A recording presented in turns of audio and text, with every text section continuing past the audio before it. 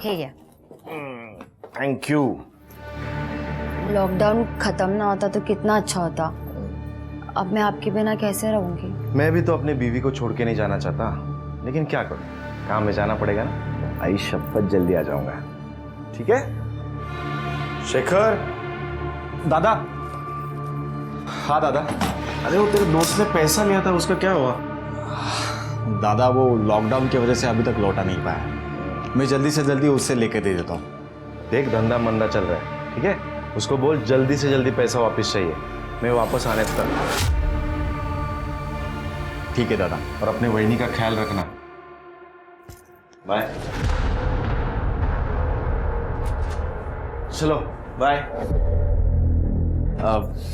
वही मुझे एक थोड़ा ज़रूरी काम है, मैं शाम तक आ जाऊँगा।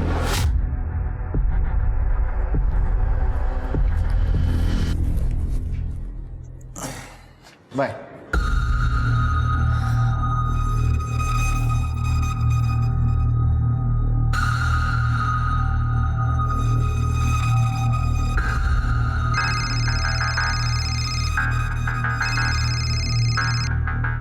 आशीष गया, अब तुम्हें कोई खतरा नहीं है।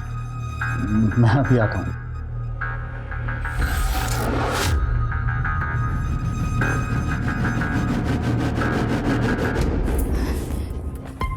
तुम्हें शर्म नहीं आती?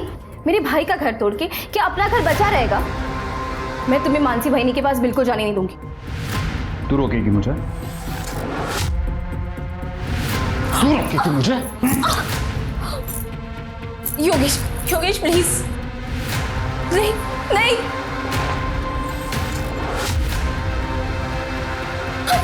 मुझे रोकेगी तू? हाँ? क्या कर रहा है तू? खबरदार मेरी बहू पर हाथ उठाए तो फिर इसे कहो कि काम से काम रखे, वरना खाएगी। और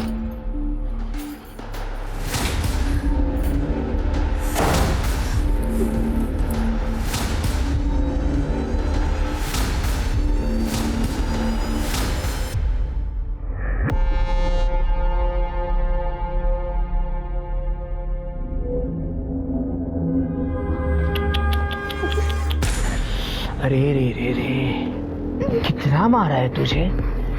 अच्छा मैं ना मलहम लगा देता हूँ।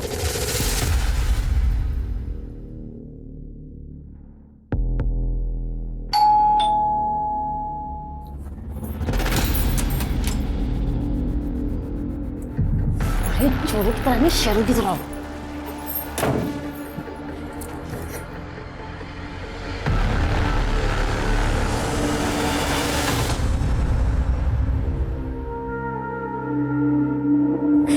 तब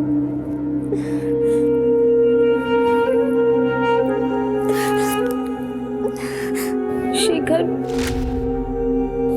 शेखर फोन उठाओ।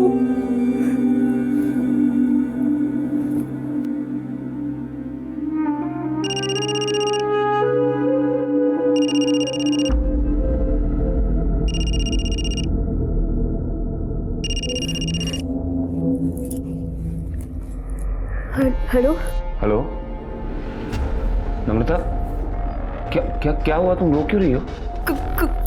कुछ नहीं हुआ, मैं ठीक हूँ। मुझे कुछ ठीक नहीं लग रहा है, सच सच बताओ क्या हुआ है? सुधीर, योगेश फिर से मानसी वहिनी के पास चला गया है। मेरी जिंदगी बर्बाद हो गई है।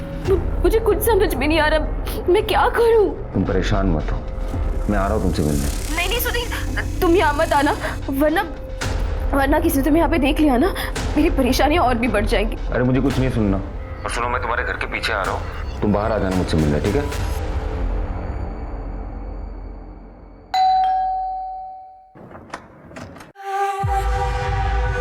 आशीष, कैसी हो? मैं ठीक हूँ। बोल कर गए थे कि जल्दी आ जाऊंगा, लेकिन इतने दिन लगा दिए। अरे क्या करूं मेरी जान, काम धंधे के लिए बाहर तो निकलना पड़ता है ना। फिर ये लॉकडाउन हो गया, अभी भी कैसे आया हूँ सिर्फ मुझे पता है। और इस लॉकडाउन में तुम्हारे बिना मेरी क्या हालत हुई है वो मैं किसे बताऊं? मुझे बताओ ना।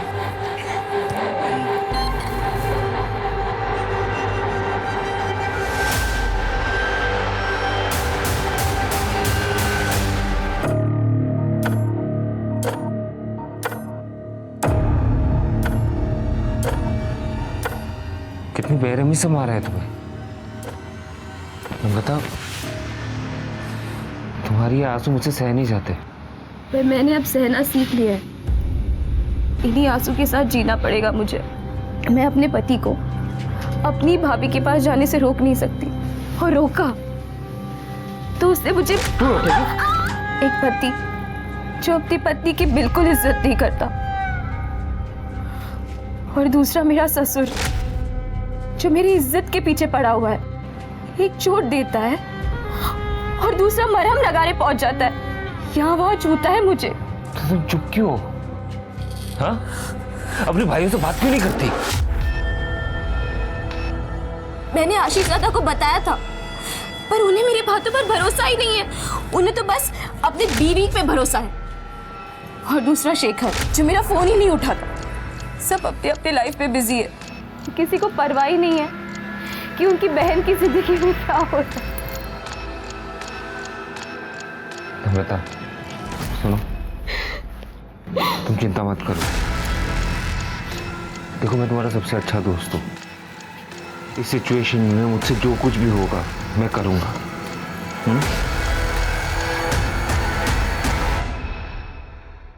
आ नहीं सकते थे, फोन तो कर ही सकते थे ना। अरे हाँ, वो इस मक्कर का भी फोन अभी आना था। कौन है? एक दल्ला है, बिजनेस राइवल।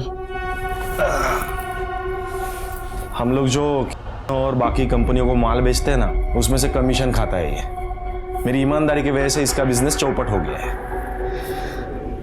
हेलो आशीष भाऊ, ऐसी भी क्या नाराजगी? फोन तो उठाओ कम से कम। वैसे भी तुमने मुझे घर पर बैठने को मजबूर कर दिया है, ऊपर से लॉकडाउन ने मेरी कमर तोड़ दी है। देखो भाऊ, अकेले खाओगे तो हजम नहीं कर पाओगे। क्या मतलब? मतलब ये कि एरिया बांट लेते हैं। तुम्हारा बिजनेस तुम करो और मुझे भी अपना कमा के खाने दो। औकात से ज्यादा खाने वाले का पेट ना ऐसे ही फटता है। कि ऐसा ना हो कि वक्त फिर से करवट बदले और तुम धप से मुंह के बल आगे रहो। फालतू की धमकी देना बंद कर, समझा ना? तूने खुद अपने लालच और बेईमानी की वजह से तेरा धंधा डुबाया है। मान ले कि तेरा इस धंधे में टाइम खत्म। किसका टाइम खत्म हुआ और किसका शुरू होगा, ये तो वक्त ही बताएगा।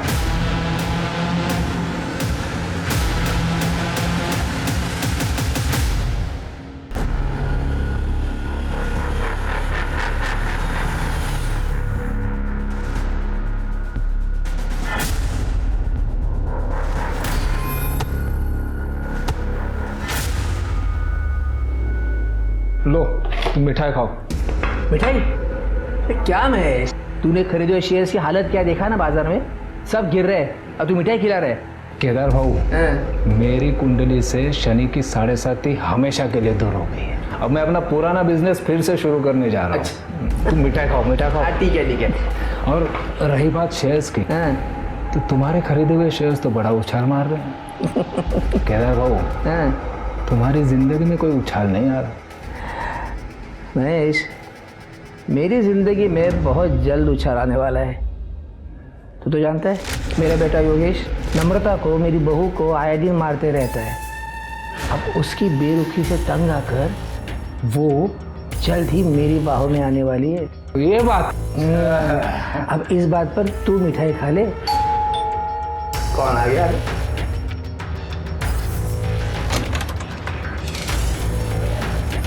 महेश कुलकर्णी। हाँ, मैं संजय, वो शेयर मार्केट में इन्वेस्टमेंट की बात करना चाहता हूँ। हाँ हाँ, आइए आइए।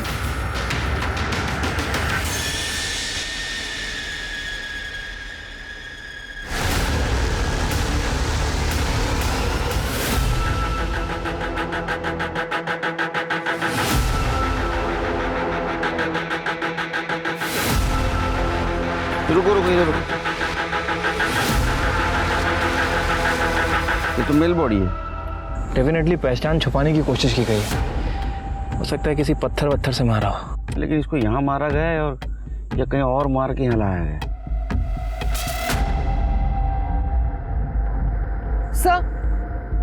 सर ये कच्ची सड़क आगे तक जाती है, शायद कोई गाड़ी आके ये लाश फेंक के यहीं से गई होगी। आसपास पूछताछ करो, किसी ने कोई एक्टिविटी देखी है क्या? और आसपास जितने भी पुलिस स्टेशन है वहाँ इंक्वायरी करो, कोई मिसिंग कंप्लेंट है क्या? ठीक है सर।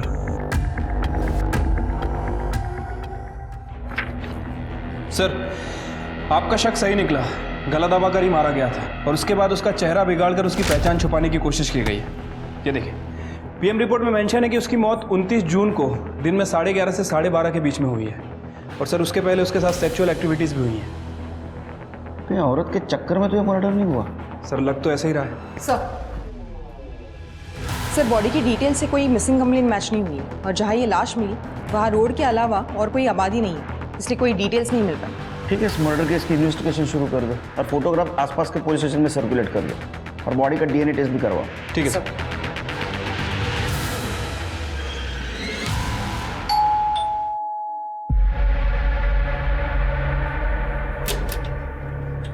मानसी देशपांडे जी।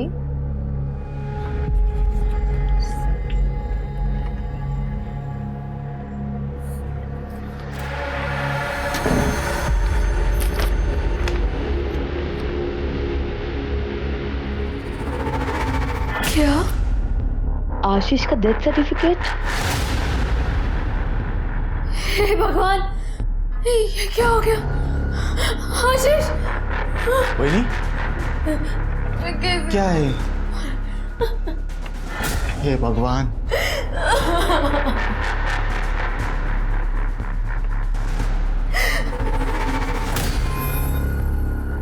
फाइनली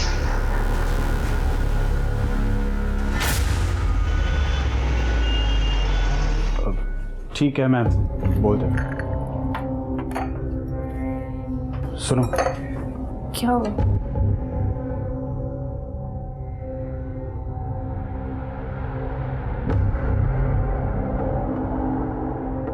आशीष दादा नहीं रहे अब। कोरोना से उनकी डेथ हो गई है। क्या क्या? ऐसा नहीं हो सकता।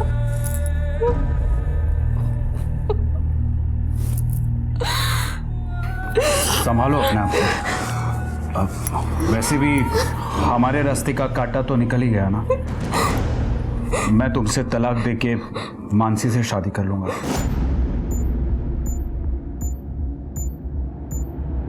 तुम्हें जरा सी भी शर्म नहीं आती ना?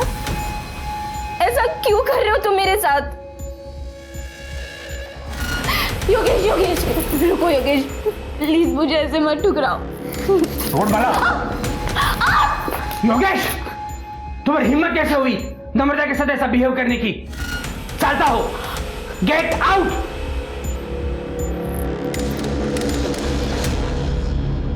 नम्रता, उठ जा। अरे उठ उठ, उठ। देख, तो चिंता क्यों करती है तू? छोड़ो मुझे, मुझे ये सब अच्छा नहीं लगता। नौटंकी नहीं करना मेरे साथ। तू जानती है ना, एक मैं ही हूं जिसे तुम्हारी जवानी से लगाव है। चिंता मत कर, मैं योगेश को बोल दूंगा, वो तुम्हें तलाक नहीं देगा। करने दो उसे जो करना है, और मुझे जो करना है वो मैं करूंगा।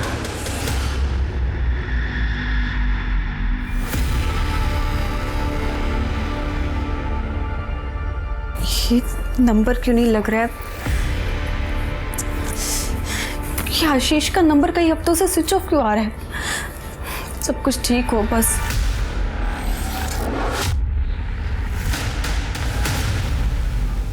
मानसी बहनी, प्लीज मेरा घर मत तोड़ो, योगेश को छोड़ दो। देख नम्रता, तू अपने पति को नहीं संभाल पाई तो इसमें मेरी क्या गलती है? मतलब तू सीधे से नहीं मानेगी?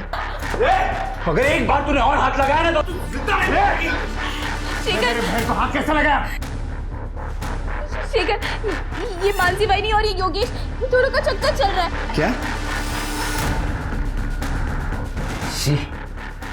सोचा भी नहीं था तुम लोग इतना गिर सकते हो। मानसी बहनी, अरे थोड़ी तो शर्म करो। आशीष दादा जाने के बाद तुम लोग तो खुलेआम रंगरलियां मनाने लगे। नम्रता, तू काळजी नको करू, मेरे जीते जी मैं ये होने नहीं दूंगा। सर हमारे पारिवारिक प्रॉपर्टी का बंटवारा करना है। प्रॉपर्टी में कितने बंटवारे? जी ये मेरे बड़े भाई का डेथ सर्टिफिकेट है। अभी हाल ही में उनकी कोरोना से डेथ हुई है।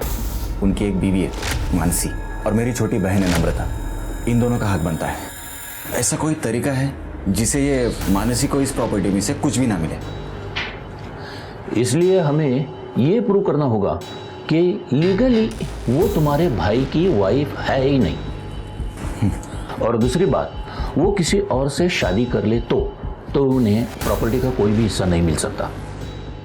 जी थैंक यू।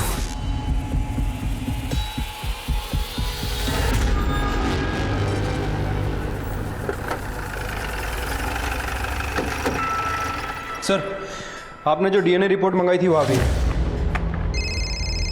सर एक मिनट। हेलो, एडवोकेट सलागरे बोल रहा हूँ। केलकर साहब से बात हो सकती है? हाँ एक मिनट सर, मेरे साथ ही हैं। सर आपके लिए। हेलो। हाँ नमस्कार केलकर साहब, एडवोकेट सलागरे बोलते हैं। हाँ नमस्कार सर, बोला बोला। अभी शेखर नाम का लड़का आया था मेरे पास प्रॉपर्टी के बंटवारे का केस लेकर। उसके भाई की डेथ हुई है। सर्टिफिकेट में death of cause is corona ऐसे लिखा है। ये सर्टिफिकेट मुझे नकली लग रहा है। अच्छा एक काम करो ना सलागरे साहब, वो सर्टिफिकेट और वो आदमी की डिटेल्स श्रीकी के मोबाइल पे सेंड कर दो। सर भेज देता हूँ मैं। Okay thank you. आया? हाँ सर आ गया। एक काम करो, ये स्वाति को फॉरवर्ड कर दो और स्वाति को बोलो पता करे ये फेक है और ओरिजिनल। सर सॉरी मानसी भाभी, उस दिन मैं कुछ ज़्यादा ही बोल गया। अगर योगेश को ही नम्रता के साथ नहीं रहना है तो मैं क्यों कुछ ज़बरदस्ती करूं? और आप दोनों को भी शादी करनी है तो मुझे कोई प्रॉब्लम नहीं है। अगर आपको कोई भी हेल्प लगे तो आप मुझे बोल सकते हैं, लेकिन वही नहीं, मैं चाहता हूं कि दादा के बाद उसकी प्रॉपर्टी का हकदार सिर्फ मैं रहूँगा। ठीक है शेखर, वैसे भी तुम्हारी प्रॉपर्टी में मेरी कोई दिलचस्पी नहीं है। मुझे तो सिर्फ योगेश चाहिए। मैं अपनी दुनिया बसाना चाहती हूँ योगेश के साथ।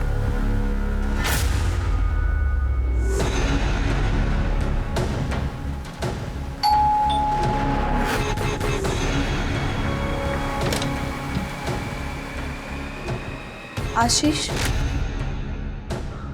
आइए ना।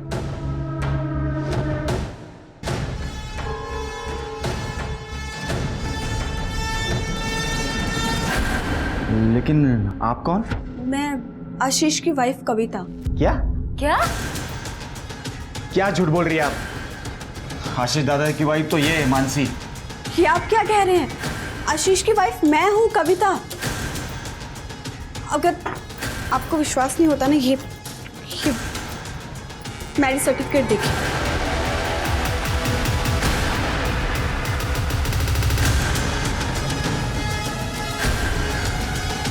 और ये सर्टिफिकेट तो आपकी शादी के भी पहले का है। आप आशीष को बुलाइए, आपको सब कुछ पता चल जाएगा। लेकिन आशीष दादा की तो कुछ ही दिनों पहले कोरोना से मौत हो गई है। क्या?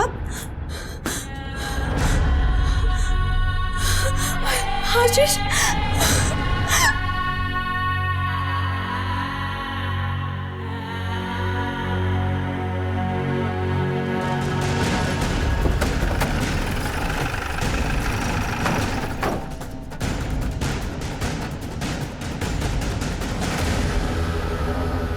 आप में से शेखर कौन है? सर शेखर मैं हूँ। आपके भाई की कोरोना से मौत हुई, आपको कैसे पता चला? जो सर्टिफिकेट आपने लॉयर को सबमिट किया था, कहाँ से मिला था आपको? सर वो सर्टिफिकेट तो कुरियर से आया था।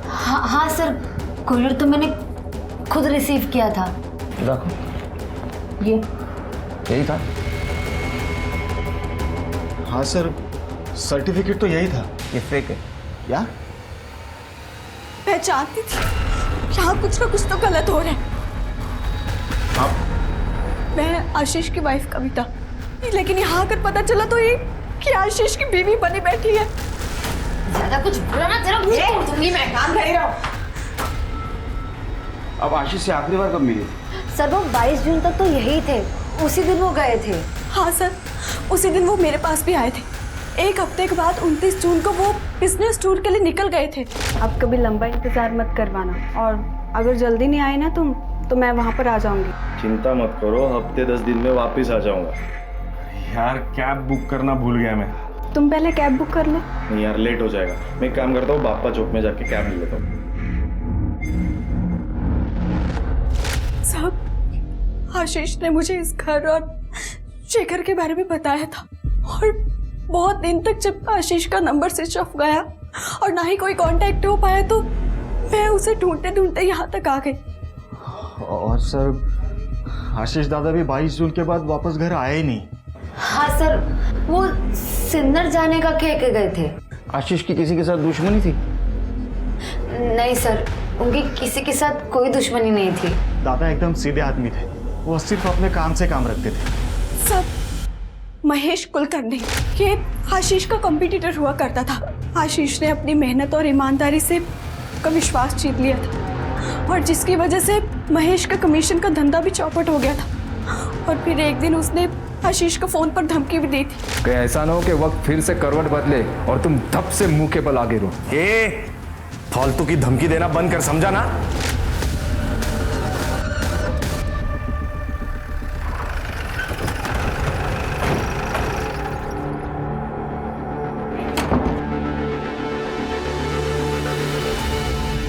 परेशान हो गए हमको देख के?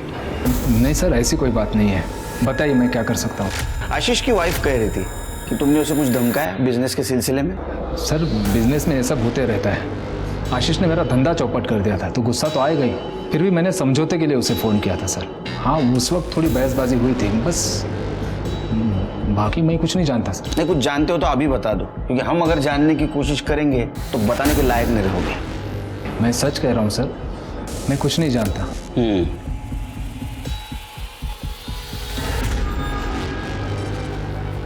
सर, मुझे तो शेखर का ही हाथ लग रहा है, क्योंकि प्रॉपर्टी के बंटवारे को लेके वो डायरेक्ट लॉयर के पास चला गया। सर, ये बात कुछ हजम नहीं हो रही है। लेकिन आशीष को मार के शेखर को ज्यादा कुछ नहीं मिलता, क्योंकि आशीष के मरने के बाद उसकी प्रॉपर्टी तो उसकी वाइफ को मिलने वाली थी। ये महेश हमसे कुछ छुपा रहा है। एक काम करो, महेश का सीडीआर रिपोर्ट और मोबाइल लोकेशन ट्रैक करो, और ये जो फेक डेथ सर्टिफिकेट मिला था वो किसने बनवाया था ये भी चेक करो। शायद उससे हमें पता चले कि आशीष के साथ एक्चुअल में क्या हुआ था। ठीक है सर। सर, कविता के बयान के मुताबिक 29 जून को आशीष नासिक से निकला था, और उसके अगले ही दिन हमें एक आदमी की लाश मिली थी नासिक के जंगल में। सर, लाश की पोस्टमार्टम रिपोर्ट के हिसाब से उस आदमी की मौत 29 जून को ही हुई थी। तो कहीं ये लाश आशीष की तो नहीं?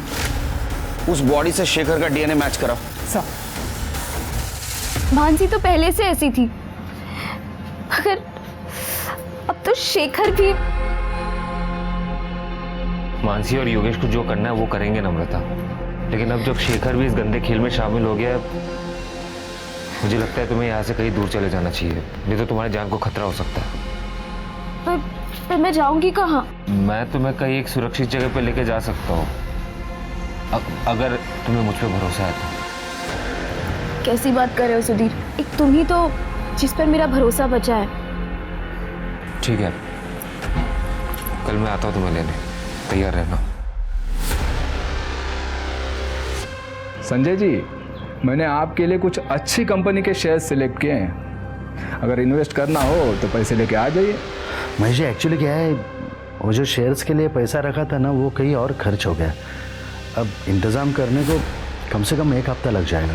कोई बात नहीं, जब इंतज़ाम हो जाए तो बता दीजिएगा। जी।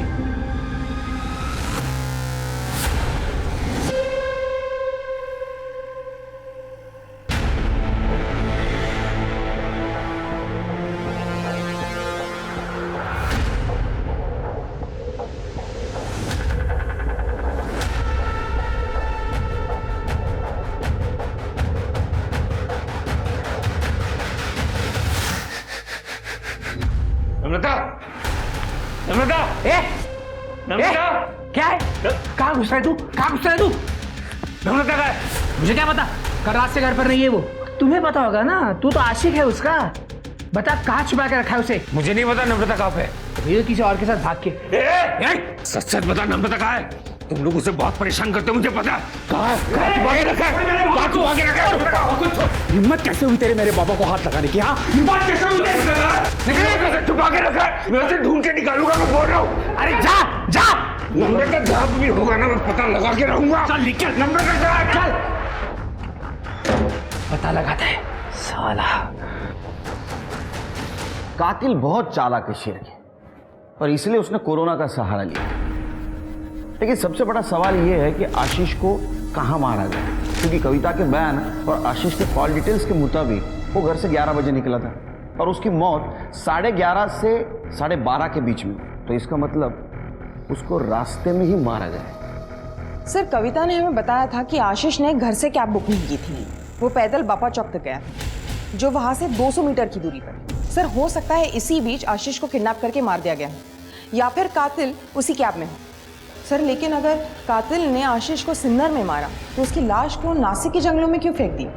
जाहिर सी बात है स्वाति, कातिल नहीं चाहता था कि वो लाश आसानी से किसी को मिले, इसलिए उसने जंगल में उस बॉडी को डंप किया। अरे कहाँ जा रहे हैं? चल बात कर। अरे करणे येऊ दे त्यांना, लोकांच्या तक्रारी ऐकण्यासाठी जगना पडीकडे। सर ये नम्रता गायब हो गई है सर। क्या सर? उसके पति योगेश और आशीष की बीवी मानसी, इन दोनों के बीच में अफेयर चल रहा है सर। सर मुझे पक्का यकीन है इन दोनों ने गायब किया सर। आप उन दोनों को छोड़ना नहीं सर, प्लीज। गायब कौन कर सकता है लेकिन नम्रता को? सर शेखर उसका भाई सर। सर वो भी ये कर सकता है सर। सर ये योगेश और मानसी की शादी को रोकने के बजाय वो उसे सपोर्ट कर रहा है प्रॉपर्टी के चक्कर में सर। और नम्रता ने उसे वार्निंग दिया कि अगर उसने ऐसे किया तो प्रॉपर्टी में अपना हिस्सा वो नहीं छोड़ेगी। इन सबसे पूछताछ करनी होगी। अरे सर हमें नहीं पता वो कहाँ चली गई है। हाँ सर, एकदम कैरेक्टरलेस औरत थी, कितनों के साथ उसके चक्कर थे सर, और उसमें से ये एक सुधीर भी है, पूछिए उसको। और सर एक बार तो उस के लिए इसने मुझे मारा भी था, पूछो। को जानवर को तारा मारा तूने? हाँ सब मार क्या होती है ना, मैं तुझे बताता हूँ। तुझे क्यों इतनी तकलीफ हो रही है? हाँ? तेरा अफेयर चल रहा है क्या उस के साथ? तेरे जैसा नहीं समझा, और ना ही वो मानसी की तरह है कि पति होने के बावजूद यहाँ मुंह मारे। तो तुम लोग कर रहे हो। अगर नम्रता को कुछ भी हुआ ना तो मैं तुम लोगों को छोड़ूंगा नहीं। एक तरफा ही सही, लेकिन मैं उससे बहुत प्यार करता हूँ। छोड़ मुझे, छोड़ूंगा नहीं। अरे सर ये झूठ बोल रहे, उसका कोई चक्कर किसी के साथ नहीं चल रहा था। हाँ मैं मानता हूँ कि मेरा एक तरफा प्यार था उसके लिए, हम दोनों बहुत अच्छे दोस्त थे सर, इसलिए उसने मुझे सब कुछ बताया कि कैसे वो उसे मारता था और इसका ये बाप उसे मलहम लगाने चक्कर में उसको मोलेस्ट करता था सर। सर उसे लगा कि वो इस घर में सुरक्षित नहीं है, उसको मेरी मदद की जरूरत थी। उससे पहले कि मैं उसे कोई सेफ जगह पे लेके जाऊं, इन लोगों ने उसे गायब कर दिया सर। अरे झूठ बोल रहा है सर, खोटा बोलते हैं। ये खुद उसको भगाने के चक्कर में था और अब हम पर आरोप कर रहा है अभी। हाँ सर मैं झूठ नहीं बोल रहा हूँ सर, मेरी बात मानिए सर। आप मुझ पर कैसे इल्जाम लगा सकते हैं सर? आशीष को ढूंढने के लिए आई हूं मैं यहाँ। और तू, तेरा भाई मरा नहीं और तू वकील के पास चला गया, अजीब नहीं लगता तुझे? सबसे ज्यादा शक ना तुम दोनों के ऊपर है। एक सीधा सीधा उगल दे वरना डंडा मार के उगलवाऊंगा। सर मैंने कुछ नहीं किया, मुझे सच में कुछ पता नहीं। सर हमें जितना पता था आपको बता तो दिया, वो सर्टिफिकेट भी कोरियर से आया था।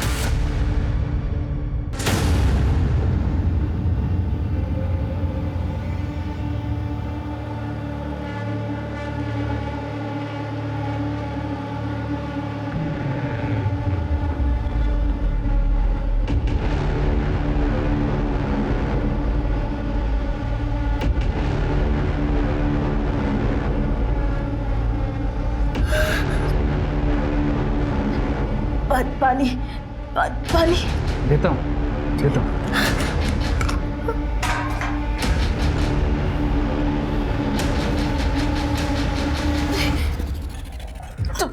तुम मेरे साथ ये सब क्यों कर रहे? प्लीज प्लीज जाने दो मुझे। जाएगी ना? प्लीज जाएगी, बाहर जाएगी तू, पहले तेरी जान जाएगी। तेरे भाई ने मुझे डुबाने के लिए जितने पत्थर मेरे गले में बांधे थे ना, उन सबका गिन गिन के बदला लेना है मुझे। नहीं नहीं प्लीज नहीं।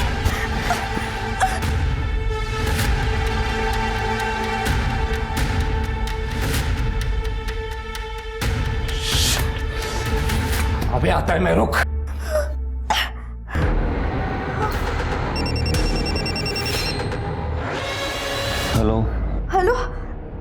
सुधीर।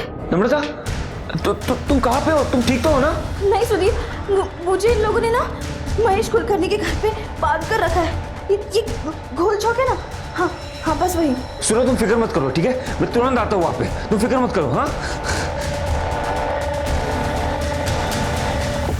सर, अभी तक इस नम्रता की सीडीआर से कुछ खास पता नहीं चला। 31 जुलाई से इसका फ़ोन स्विच ऑफ है और अभी तक स्विच ऑफ ही है। सर, हो सकता है कि नम्रता अपने हस्बैंड के साथ घर से भागी हो या फिर कोई उसे ज़बरदस्ती करके ले गया हो सकता है कि मानसी और योगेश भी इसमें इन्वॉल्व हो। अरे शेखर? हाँ सर, इस शेखर को भी इग्नोर नहीं कर सकते हैं क्योंकि वो प्रॉपर्टी के लिए कुछ भी कर सकता है। और हमें सुधीर ने बताया था कि नम्रता अपना हिस्सा शेखर से मांग रही थी। सर, वो नम्रता का पता चल गया सर। उसने मुझे 1 घंटे पहले फ़ोन किया था। लोगों ने उसे गोल चौक में किसी महेश कुलकर्णी के घर पे बंद करके रखा है सर। मैं वहाँ पे गया था लेकिन वहाँ पे कोई था नहीं। इस केस में महेश कुलकर्णी का नाम बार बार आ रहा है। तो आशीष और उसके बहन से बदला लेने का मामला तो नहीं। एक काम करो, सुधीर को जिस नंबर से कॉल आया था उसके डिटेल्स निकालो। इस महेश कुलकर्णी को जल्द से जल्द पकड़ना होगा। चलो।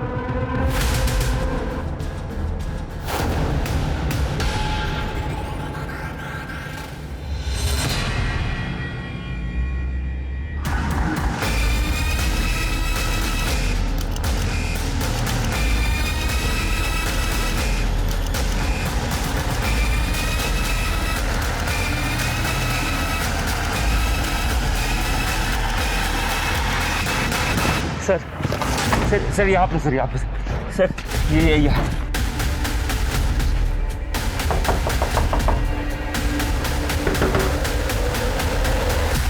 मैं जब आया था तब बंद था सर।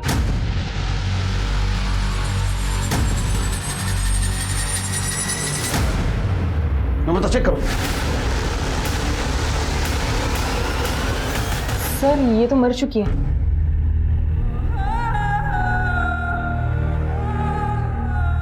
और सर ये देखिए, गले पे रस्सी के निशान है। शायद रस्सी से गला घोट के मारा गया है इसे।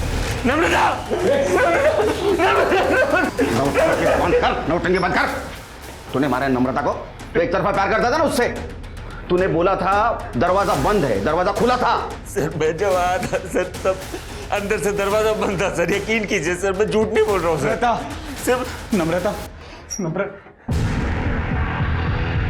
नम्रता,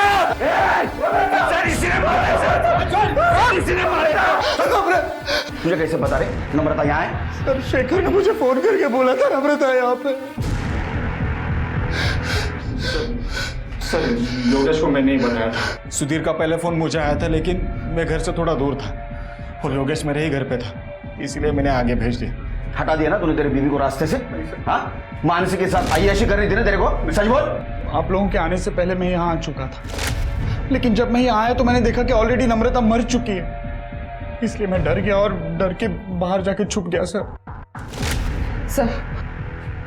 ये शायद महेश का फोन है जिससे नम्रता ने सुधीर को कॉल किया। महेश मिल गया। क्या रे? खुश हो गया ना तू? भाई बहन को मार के तेरा बदला पूरा हो गया? सर, आशीष और नम्रता को मैंने नहीं मारा है। हाँ, मैं नम्रता को यहाँ ले आया था, पर केदार के कहने पर। देख, मेरी बहू नम्रता घर से भागने की तैयारी में है। वैसे मेरे बेटे योगेश ने तो उसे जिंदगी से निकाल ही दिया है। अब उसको किसी सुरक्षित जगह की तलाश है। इस स्थिति में उसके भाई का दुश्मन मतलब तू, तेरे उस वाले घर से सुरक्षित और कौन सी जगह हो सकती है? उसके बाद में केदार के घर पहुंचा। केदार ने नम्रता को पहले ही बेहोश करके रखा था। फिर मैंने नम्रता को गाड़ी में डाला और यहाँ ले आया। सर, उसके बाद मैंने और केदार ने बारी बारी नम्रता के साथ शारीरिक संबंध बनाए। इन सबको कस्टडी में ले लो। चलो चल, चल, चल। अरे साहब, वो महेश झूठ बोल रहा है। एक नंबर का टक्की इंसान है वो। हमेशा औरतों के पीछे पड़ा रहता है। हमारे घर में आता जाता रहता था। और आपको बताया था मैंने, नम्रता हमारी बहू, उसका चाल चलन ठीक नहीं था। इतनी सफाई देने की जरूरत नहीं।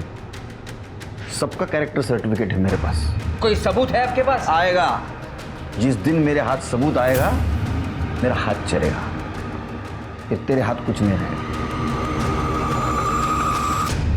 ये केदार का सीमेंट सैंपल कलेक्ट करो और क्राइम सीन पे जो क्वांटम मिले उससे मैच करवा। सर, नम्रता की पीएम रिपोर्ट। सर, नम्रता की मौत गला घोटने की वजह से हुई है। इसके गले पे रस्सी और कुछ ट्रेसेस भी मिले हुए हैं। इसके अलावा बॉडी पे कहीं कोई स्ट्रगल के निशान नहीं है और मौत 11 से 12 के बीच में हुई है। CCTV footage? नहीं सर, वहाँ कोई सीसीटीवी कैमरा नहीं है। ये बात समझ में नहीं आ रही शिरके। ये नम्रता ने सुधीर को कॉल किया, सुधीर ने शेखर को कॉल किया, शेखर वहां तुरंत नहीं पहुंच पाया इसलिए उसने योगेश को कॉल किया। सब लोग वहां थे, तो कातिल कौन है? सर, ये महेश के मुताबिक केदार को पता था कि नम्रता कहाँ है, लेकिन इस वक्त ये दोनों मर्डर से भी इनकार कर रहे हैं। नहीं शिरके, मुझे किसी पे भरोसा नहीं, क्योंकि आशीष और नम्रता दोनों का मर्डर सेम तरीके से हुआ, तो हो सकता है इनका कातिल भी एक हो।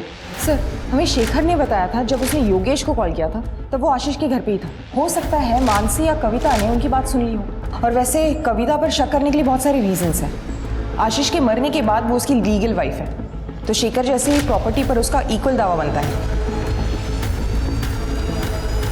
सर, मैंने नम्रता को नहीं मारा है। और सर, मैं भी इस बारे में कुछ नहीं जानती हूँ। उस दिन नेटवर्क इशू होने की वजह से योगेश बाहर गया था सुधीर से बात करने के लिए, और जब योगेश अंदर आया तो उसने मानसी को बताया और मानसी ने मुझे बताया कि किसी ने नम्रता का किडनैप कर लिया है। हाँ सर, ये सही कह रही है।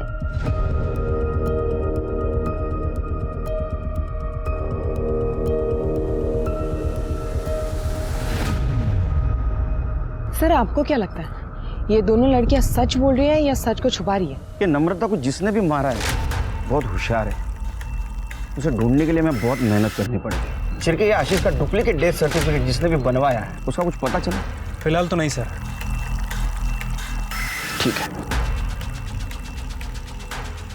शिरके, तुमने एक चीज पॉइंट आउट की, खिड़की के बाहर 2 रस्सी के टुकड़े लटक रहे थे और बीच का हिस्सा गायब था। ये नम्रता को भी रस्सी से घोट के मारा गया है ना? हाँ सर। क्या ऐसा तो नहीं कि ये रस्सी उसके लिए यूज की गई हो? पॉसिबिलिटी तो है सर। एक काम करो, फॉरेंसिक टीम को बुला, हम लोग कातिल के बहुत नजदीक पहुंच गए हैं, जल्दी। ठीक है सर। सर, एक मिनट। हेलो। ठीक है सर, क्राइम सीन पे जो कॉन्डम्स मिले थे और उसके अंदर जो सीमेन था वो केदार के सीमेन से मैच कर रहा है।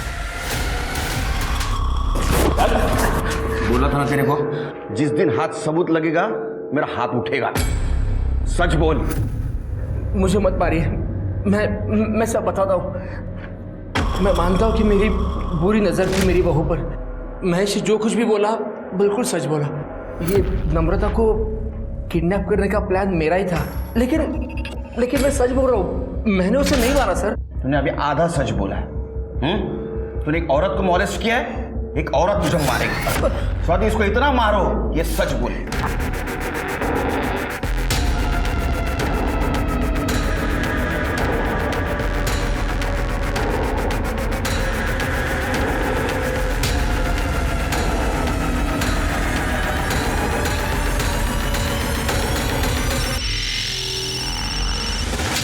हेलो।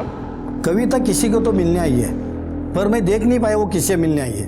ठीक है, वो बाहर आने तक वहीं रुको, और अगर पता ना चले वो कौन है तो किसी बहाने से अंदर चले जाना। Okay madam.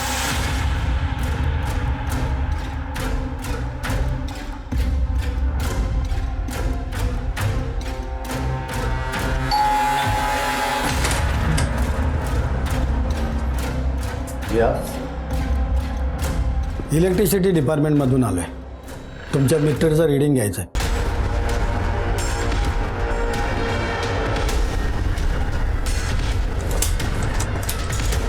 सर, तुमचं मीटर फॉल्टी आहे। 1 आठवड्यामध्ये तुम्हाला नवीन मीटर दिलं जाईल, पण मालकाचा आम्हाला एक फोटो लागेल। मेरे पास में फोटो नहीं है सर, ती आमच्याकडे सुविधा आहे। तुम्ही जरा मास्क खाली करा। सर, ये वो आदमी है जिससे कविता मिलने गई थी। इसकी कुंडली निकालो। सब। अब मेरे रास्ते में सिर्फ एक ही रोड़ा बचा है, और वो भी अपनी जगह पे पहुंच गया तो फिर सब कुछ अपना, ना कोई रोक टोक, सिर्फ मौज ही मौज। ठीक है सर, कविता जिस आदमी से मिलने गई थी उसकी डिटेल्स निकालिए। वो कविता का ही मामा है, संजय, इसी शहर में रहता है। सर, आशीष का जिसने फेक डेथ सर्टिफिकेट बनाया था उसका पता चल गया, ये उसका फोटो है। करडे ने जो फोटो भेजी तो दिखा। सब। ये दोनों फोटो तो एक ही आदमी के हैं।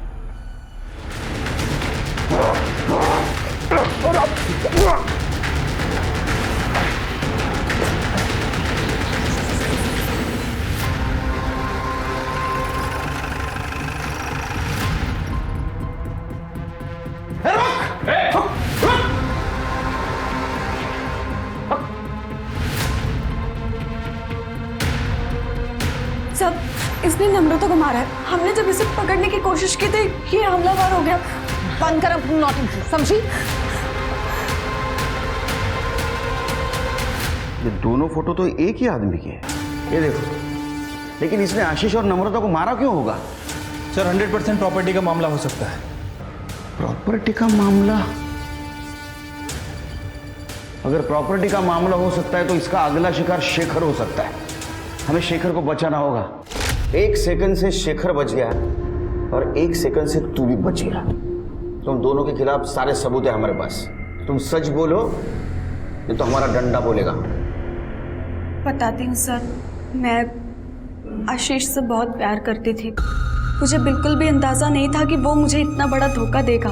वो अक्सर बिजनेस का नाम लेकर सिनर आया करता था और जब उसने ज़्यादा से ज़्यादा वक्त यहाँ बिताना शुरू कर दिया तो मुझे उस पर शक होने लगा। फिर मैंने ये बात संजय मामा को बताई। इन्होंने आशीष के इस घर पर नज़र रखनी शुरू कर दी। तब हमें पता चला कि आशीष और मानसी शादी कर इस घर में एक साथ में रह रहे हैं। तब मुझसे ये बात बर्दाश्त नहीं हुई सर। मामा, मैं आशीष को कभी माफ नहीं कर सकती। उसे मारना ही होगा।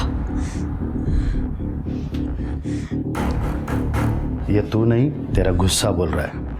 नहीं मामा, ये मेरा आखिरी फैसला है। सही मौका नहीं। उसे मारने के लिए इस घर से अच्छी जगह कोई नहीं हो सकती। आशीष की लाश नासिक के जंगल में मैंने फेंक दी और उसका चेहरा कुचल दिया। कोरोना की कहानी इसलिए बनाई क्योंकि लाश न मिलने की बात छिपी रहे। साहब, अभी कोरोना से इतने लोग मर रहे तो हमें लगा कि ये आशीष की मौत भी छिप जाएगी और कविता आशीष की प्रॉपर्टी पे ऐश करेगी। लेकिन साहब, जब हम यहाँ आए तो हमें पता चला कि ये आशीष की तो बहुत सारी प्रॉपर्टी है। फिर हमने सोचा साहब, ये प्रॉपर्टी के जितने भी दावेदार हैं उनको सबको एक एक करके रास्ते से हटा देंगे। कि नम्रता के बारे में कैसे पता चला?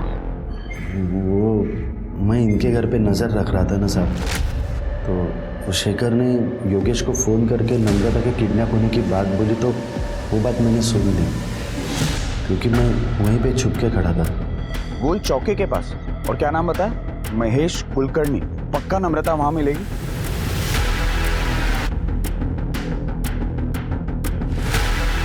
मैं वो एड्रेस पे पहुंचा और नम्रता को गला घुट के मार दिया सर। मैंने सुधीर को आते हुए देखा। उस सुधीर ने बहुत कोशिश की दरवाज़ा खोलने की, लेकिन मैंने उसे खोलने नहीं दिया। फिर सुधीर वहाँ से चला गया, फिर मैं भी वहाँ से चला गया सर। नम्रता के बाद सिर्फ अभी शेखर बचा था। उसे मारने ही वाले थे साहब, पकड़े गए। तुम्हें पता है लालच और बेवकूफ़ी में तुमने कितनी लोगों की जिंदगियां बर्बाद कर दी? आप दोनों को तो मौत से भी बदतर शिक्षा होनी चाहिए।